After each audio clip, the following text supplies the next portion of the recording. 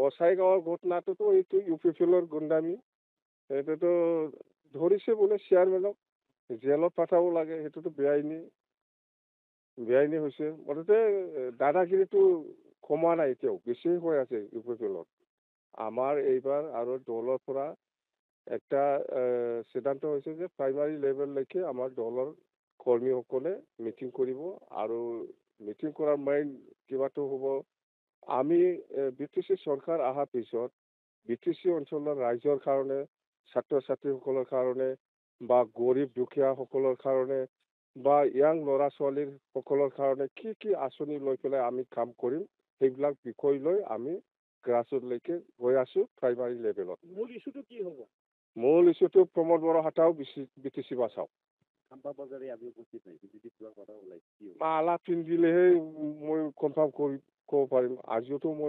আজিলৈকে মই মালা পিন্ধা নাইতো দেখা নাইতো মালা পিন্ধা নাই একো হোৱা নাই আমাৰ ঠিকেই আছে একো গণ্ডগোল হোৱা নাই মই খোৱা নাই না মই খোলেহে হয় এইবিলাক অচাই গাঁৱৰ ঘটনাটোতো এইটো ইউ পি পি এলৰ গুণ্ডামি এইটোতো ধৰিছে বোলে চেয়াৰমেনক জেলত পঠাব লাগে সেইটোতো বেআইনী হৈছে মুঠতে